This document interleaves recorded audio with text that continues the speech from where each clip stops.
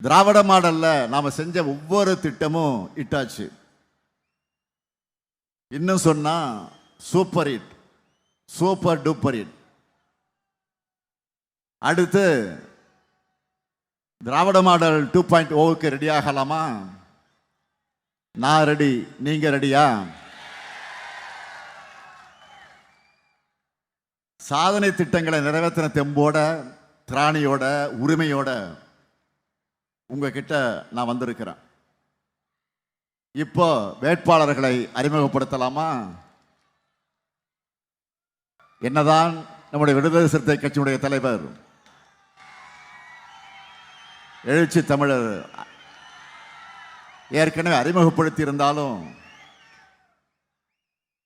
இந்த கூட்டணி கட்சியுடைய தலைவர்ங்கிற முறையில் அதை வழிமொழிந்து நானும் அறிமுகப்படுத்த விரும்புகிறேன். முதல்ல குறிஞ்சிப்பாடி தொகுதியினுடைய சட்டமன்ற தொகுதி, நம்ம வெல்லும் வேட்பாளர் வேங்கையின் மைந்தன் MRK பன்னீர்செல்வம். தமிழ்நாட்டினுடைய வரலாற்றிலேயே முதல் முறையா வேளாண்மைக்கு பட்ஜெட் தாக்கல் செஞ்ச அமைச்சர் தான் இவர். மண் செழிச்சு விளைச்சல் பெருகி விவசாயிகள் மகிழ்ச்சியா இருக்கிறதுக்கு காரணமானவர். அவருக்கு உதயசூரியன் சின்னத்தில் உங்க பொன்னான வாக்குகள் அளிக்கணும் என்று அன்போடு உரிமையோடு கேட்கிறேன். அடுத்து திட்டக்குடி சட்டமன்ற தொகுதி, நம்மை வெல்லும் வேட்பாளர் தொழிலாளர்களுடைய உரிமைகளை பாதுகாத்து அவங்களுடைய நலனுக்காக உழைச்ச CV கணேசன் அவர்கள். தொழிலாளர் பிரச்சனைகளை தீர்த்தது மட்டுமல்ல, நம்ம இளைஞர்களை திறன்மிக்கவர்களாக மாற்றி மாவட்டந்தோறும் வேலைவாய்ப்பு முகாம்களை நடத்தி லட்சக்கணக்கான இளைஞர்களுக்கு வேலைவாய்ப்பு கிடைக்க செஞ்சவர். அவருக்கு உதயசூரியன் சின்னத்தில் உங்கள் பொன்னான வாக்கு அளிக்கிறேன்னு அன்போடு உரிமையோடு கேட்கிறேன். அடுத்து விருத்தாசலம் சட்டமன்ற தொகுதி, நமது வெல்லும் வேட்பாளர் அருமை சகோதரி பிரேமலதா விஜயகாந்த் அவர்கள். என் ஆருயிர் நண்பர் கேப்டன் விஜயகாந்த் அவர்களுடைய மனைவி. தேசிய முற்போக்கு திராவிட கழகத்தின் பொதுச் செயலாளர் நண்பர் கேப்டன் விஜயகாந்த் உருவாக்கிய கட்சியை துணிச்சலா நடத்தி துரோகிகள் இருந்து தமிழ்நாட்டை காப்பாற்றணும் என்ற தெளிவாக முடிவெடுத்து உறுதியோட நம்முடைய கொள்கை கூட்டணியில் இணைந்திருக்கிறார். அவரே சொன்னார், சில நாட்களுக்கு 2 நாட்களுக்கு முன்பு அவருடைய அன்பு மகன் விஜயபிரபாகரனுக்கு ஆதரவா விருதுநகர்ல பிரச்சாரத்துக்கு போயிருந்தேன். அப்ப பிரச்சார கூட்டத்தில் நான் குறிப்பிட்டேன், அதைத்தான் குறிப்பிட்டார். மக்கள் ஆணையிட்டால் படத்தில் என்னுடைய ஆருயிர் நண்பர் கேப்டன் விஜயகாந்த் அவர்களுக்கு பாட்டு பாடி வாக்கு கேட்டதை ஞாபகப்படுத்தி நாங்கள் பேசியிருந்தேன். அதைத்தான் குறிப்பிட்டு சொன்னார். அவரே அந்த பாட்டினுடைய வரியை எடுத்து, அது தலைவர் கலைஞர் எழுதிய பாடல். ஆற அமர கொஞ்சம் யோசிச்சுப்பாரு, என் அடுத்த வரும் தலைமுறைய சிந்திச்சுப்பாரு, ஏற இறங்க பார்த்து எடைகளை போடு, நீ எத்தனுக்கும் பித்தனுக்கும் தடைகளை போடு. இதான் பாட்டு. இன்று சகோதரி பிரேமலதா விஜயகாந்த் அவர்களுக்கு உங்கள் ஆதரவை கேட்டு கடலூருக்கு வந்திருக்கிறேன். சகோதரி அவர்கள் சமீபத்தில் ஒரு கூட்டத்தில் பேசுனதை பார்த்தேன். இங்கேயும் கூறியிருக்கிறார், இந்த கூட்டணி முன்னாடியே அமையலன்னு நான் ஃபீல் பண்றேன்னு சொல்லி இருந்தாங்க. உண்மைதான், இது எப்பவோ அமைந்திருக்க வேண்டிய கூட்டணி தான். பரவாயில்லை, லேட்டா வந்தாலும் லேட்டஸ்டா நம்ம கூட்டணியில் இணைஞ்சிருக்காங்க. நிச்சயமா பெருவாரியான வாக்கு வித்தியாசத்தில் அவர்கள் வெற்றி பெறுவாங்க. எப்படி 2006 கேப்டனுக்கு வெற்றி தந்தது மாதிரியே 2026 தேர்தலில் சகோதரி பிரேமலதா அவர்களுக்கும் முரசு சின்னத்தில் நீங்கள் வாக்களித்து வெற்றி பெற வைக்கணும் என்று உரிமையோடு நான் கேட்கிறேன். அடுத்து காட்டுமன்னார் கோயில் சட்டமன்ற தொகுதி, என்னுடைய இனிய சகோதரர் எழுச்சி தமிழர் தொல் திருமா அவர்கள் ஆதரவு பெற்ற நமது வெல்லும் வேட்பாளர். விடுதலை சிறுத்தை கட்சியை சார்ந்த ஜோதிமணி அவர்கள். ஒடுக்கப்பட்ட மக்களுடைய ஒளிவிளக்காக திகழ்ந்த பெரியவர் இளைய பெருமாளுடைய அருமை மகன். பொறியாளராக இருந்து பொது தொண்டு ஆற்றும் ஆர்வத்தோடு களம் காண்கிறார். அவருக்கு பானை சின்னத்தில் உங்களுடைய பொன்னான வாக்குகள் அளிக்க வேண்டும் என்று அன்போடு உரிமையோடு கேட்கிறேன். அடுத்து கடலூர் சட்டமன்ற தொகுதி நமது வெள்ளு வேட்பாளர் காங்கிரஸ் பேரியக்கத்தை சார்ந்த AS சந்திரசேகரன். சட்டக்கல்லூரியில் படித்த காலத்திலேயே காங்கிரஸ் தொண்டராக சேவையாற்ற தொடங்கினவர். இன்றைக்கு தமிழ்நாடு காங்கிரஸ் கமிட்டியின் மாநில செயலாளராக செயல்பட்டு வருகிறார். அவருக்கு கை சின்னத்தில் உங்களுடைய பொன்னான வாக்குகளை அளிக்கணும். அடுத்து சிதம்பரம் சட்டமன்ற தொகுதி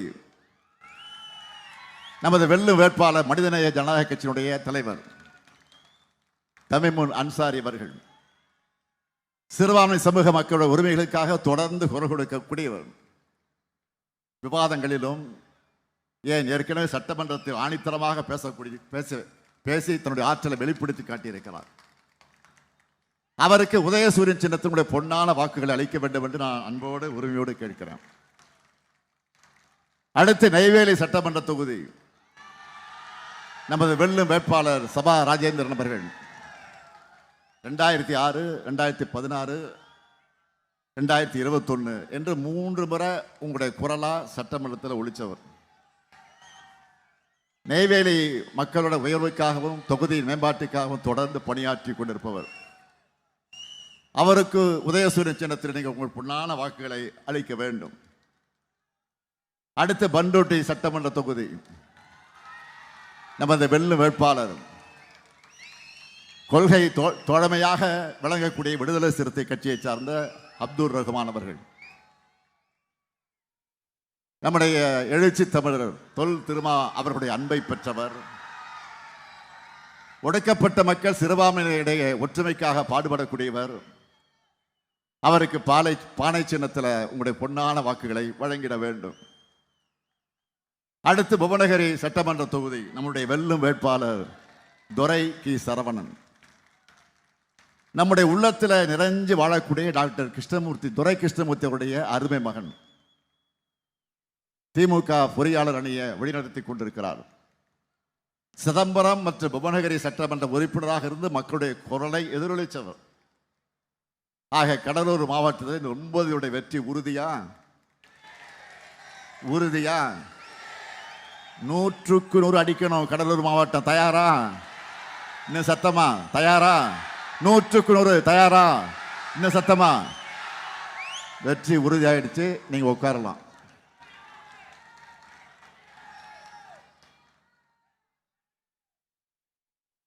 மகளிர் மேம்பாட்டுக்கு முதல் நாள் முதல் கையெழுத்திலேயே விடியல் பயணத்தினுடைய திட்டத்தை சாத்தியப்படுத்தினவன் தான் இந்த ஸ்டாலின். எழுச்சி தமிழர் குறிப்பிட்டு சொன்னார, இன்றைக்கு நம்மை பின்பற்றி இன்றைக்கு நாட்டில் இருக்கக்கூடிய பல்வேறு மாநிலங்கள்ல பெண்களுக்கு கட்டணமில்லா பயணம் அதை அறிவித்துக் கொண்டிருக்கிறார்கள். நம்மோட திட்டங்களை காப்பியடிச்சே பழக்கப்பட்ட அதிமுக அதை பத்தி சொல்லி இருக்கு. நான் கேட்கிறேன், 2016 தேர்தல் அறிக்கையில் வயசானவங்களுக்கெல்லாம் பேருந்துகளை இலவசம் சொன்னாங்க, செஞ்சாங்களா? 2016 அதிமுக ஆட்சிக்கு வருவதற்கு முன்பு வயசானவங்களுக்கு பேருந்துரை இலவசம் சொன்னாங்க, செஞ்சாங்களா? திமுகவை பொறுத்த வரைக்கும் சொன்னதை செய்கிற ஹிஸ்டரிய, அந்த கெப்பாசிட்டிய நம்ம கிட்ட மட்டும்தான் இருக்கு. மகளிர் முன்னேற்றத்திற்கு அடிப்படையான இந்த விடியல் பயண திட்டத்தை நியாயமா மாண்புமிகு பிரதமர் அவர்கள் வரவேற்றிருக்கணும். ஆனா அவர் என்ன சொன்னார் தெரியுமா? நகரங்களில் பெண்கள் கட்டணம் இல்லாமல் பயணிக்கிற காரணத்தினால மெட்ரோ ரயில் பயன்படுத்துறவங்க எண்ணிக்கை குறைஞ்சிடுச்சான் அப்படின்னு சொன்னார். மெட்ரோ லாபகரமா இயங்க முடியலன்னு கவலைப்பட்டிருக்கிறார். பிரதமரே இப்படி பேசுறாருன்னா என்ன பொருள்? அவருக்கு இந்த திட்டம் பிடிக்கல. மகளிர் முன்னேற்றத்தை பற்றி அவர் கவலைப்படலை. அது மட்டுமல்ல, அவங்க வந்தா என்டிஏ ஆட்சியில இந்த விடியல் பயண திட்டத்தை நிறுத்திடுவாங்க என்றுதானே பொருள். மோடியோட பேச்சை மீறி செயல்படுகிற துணிவு பழனிசாமிக்கு இருக்கா? நிச்சயம் இல்லை. இங்க இருக்கக்கூடிய மகளிரை கேட்கிறேன், உங்களுடைய உரிமையான விடியல் பயணத்தை அதிமுக அடிமைகள் நிறுத்த நீங்க அனுமதிக்க போறீங்களா? விடியல் பயணத்தை மட்டும் இல்ல, தமிழ்நாட்டை சீரழிக்க என்டிஏ கூட்டம் நிறைய பிளான் வச்சிருக்காங்க. என்ன அந்த பிளான்? விவசாயிகளுக்கு இலவச மின்சாரத்தை நிறுத்திடுவாங்க. அதுக்கான ட்ரெய்லர் தான் உதய் மின் திட்டம். அதே மாதிரி தமிழ் அழிப்பதற்கான பிளான் தான் மும்மொழி திட்டம். அது மட்டும் இல்ல, மாநில மக்களை தங்களுக்கான அரசை தேர்ந்தெடுக்கிற நாசம் செய்யத்தான் ஒரே நாடு ஒரே தேர்தல் திட்டம். அடுத்த நம்முடைய உழைப்பையும் வரிப்பணத்தையும் சுரண்டி கொண்டு வந்திருக்கக்கூடிய திட்டம் தான் ஜிஎஸ்டி திட்டம். விரைவில் தமிழ்நாட்டோட பிரதிநிதித்துவத்தை அதிகாரத்தை குறைக்க வரக்கூடிய திட்டம் தான் தொகுதி மறுசீரமைப்பு. இப்படி வரிசையா என்டிஏ கூட்டணி நிறைய பிளான் வச்சிருக்காங்க. இதையெல்லாம் முறியடிக்க யாரால முடியும் சொல்லுங்க? நம்மால மட்டும்தான் முடியும். நம்மால் மட்டும்தான் முடியும். இங்க மேடையில் இருக்கக்கூடிய மதச்சார்பற்ற முற்போக்கு கூட்டணி கட்சிகளால் தான் முடியும். நம்ம தமிழ்நாடு டாப் கியர்ல முன்னோக்கி போகணும்னா திராவிட மாடல் 2.2 ஆட்சி தான் அமையணும்.